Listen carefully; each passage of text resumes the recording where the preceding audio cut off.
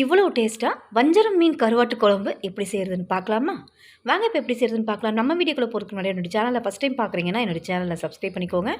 வாங்க இப்போ எப்படி செய்கிறதுன்னு பார்க்கலாம்.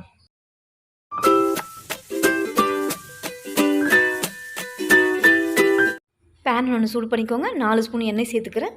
எண்ணெய் நல்லா காஞ்சதும் 1 ஸ்பூன் கடுகு உளுந்து சேர்ந்த மாதிரி சேர்த்து இது கூடவே 1/4 ஸ்பூன் வெந்தயம் சேர்த்துக்கலாம். நல்லா பொரிஞ்சதும் 1 இனுக்கு கருவேப்பிலை கிள்ளி சேர்த்துக்கோங்க. 6 பல்லு பூண்டும் இது கூடவே ஒரு 100 கிராம் அளவுக்கு சின்ன வெங்காயம் எடுத்திருக்கேன். பெருசாக இருக்கிறத கட் பண்ணியிருக்கேன், பொடியாக இருக்கிறத அப்படியே சேர்த்துக்கிறேன். இப்போ வெங்காயத்தை சேர்த்து நல்லா வதக்கிக்கலாம். ஒரு 50% வதக்கிக்கலாம். இதில் நல்லா வதக்கிட்டு இது கூடவே நம்ம கத்திரிக்காயை ஆட் பண்ணிக்கலாம். நான் நாட்டு கத்திரிக்காய் எடுத்துருக்கேன். இந்த வரி கத்திரிக்காய் சொல்லுவாங்க பாருங்கள், அதை இந்த மாதிரி 4ஆக கட் பண்ணி எடுத்துருக்கேன். இந்த சைஸில் எடுத்திங்கன்னா சீக்கிரத்தை குலையாது. இப்போ இதை நம்ம இந்த வெங்காயத்து கூடவே சேர்த்து வதக்கிக்கலாம். அதாவது கத்திரிக்காயில் மேலே இருக்கிற அந்த கலர் லைட்டாக கலர் மாறி வரும். அந்த அளவுக்கு இதை வதக்கி விட்டு ஒரு 2 நிமிஷம் கழித்து பார்ப்போம். பாருங்கள், அந்த கத்திரிக்காயோட கலர் மாறி வந்திருக்கு. இந்த அளவுக்கு வந்ததுன்னா குழம்போட டேஸ்ட் நல்லாயிருக்கும். இப்போ இதை நல்லா கலந்து விட்டு இதில் நம்ம தக்காளி சேர்த்துக்கலாம். நல்லா பழுத்த தக்காளியை எடுத்துக்கோங்க. குழம்பு திக்னஸ் கொடுக்கும். 2 பழுத்த தக்காளியை பொடியை நறுக்கி சேர்த்துருக்கேன். இதையும் சேர்த்து தக்காளி நல்லா குழைவாக வதக்கி எடுத்துக்கோங்க. நல்லா குழைவாக வதங்கிறதுக்கு அதில் கொஞ்சமாக கல் உப்பு சேர்த்துக்கிறேன். அதுக்கப்புறமா குழம்புக்கு தேவையான உப்பு சேர்த்துக்கலாம். இப்போ இதை நல்லா கலந்து விட்டு ஒரு 5 நிமிஷம் குறைவான தீயில வச்சு இதை நல்லா வதக்கி விட்டுக்கோங்க. தக்காளி நல்லா குழைவாக வெந்து வரும். இப்போ நல்லா குழைவாக வெந்து வந்திருக்கு தக்காளி.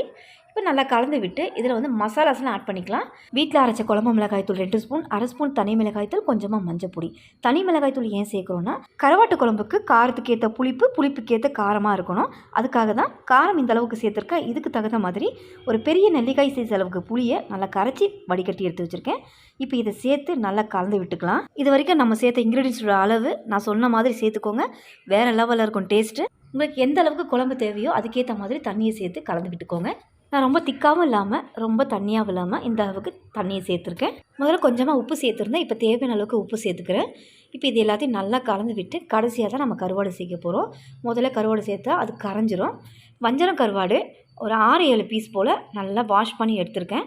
இது உப்பு சேர்த்தது தான், அதனால் நீங்கள் குழம்புக்கு அதுக்கேற்ற மாதிரி உப்பு சேர்த்துக்கோங்க. கருவாடு துண்டுகளை ஒவ்வொன்றா சேர்த்து 5 நிமிஷம் மீடியமான தீயில வச்சு இதை நல்லா வேக விட்டுக்கலாம். ஏன்னா கருவாடு உடையிறதுக்கும் சான்ஸ் இருக்குது, கரையிறதுக்கும் சான்ஸ் இருக்குது. 5 நிமிஷம் கொதிக்க விட்டாலே போதும், கருவாடு வெந்து வந்துடும். நம்ம சேர்த்த மசாலாவும் பச்சை வாசனை இல்லாமல் நல்லா கொதிச்சு வரும். இப்போ 5 நிமிஷம் நல்லா கொதித்து கருவாட்டு குழம்பு ரெடி ஆயிடுச்சு. வீடு பூரா மணமாக இருக்குது இந்த கருவாட்டு குழம்போட வாசம். அந்த கருவாடும் உடையாமல் கரையாமல் அப்படியே முழுசாக இருக்குது பாருங்கள். இப்போ கடைசியாக இதில் கொத்தமல்லியை சேர்த்து ஸ்டவ் ஆஃப் பண்ணிடுங்க. அவ்வளோதான் ஃப்ரெண்ட்ஸ். ட்ரை பண்ணி பாருங்கள். பிடிச்சிருந்தா லைக் பண்ணுங்கள், ஷேர் பண்ணுங்கள். என்னோடய சேனலை மறக்காமல் சப்ஸ்கிரைப் பண்ணுங்கள். தேங்க்ஸ் ஃபார் வாட்சிங்.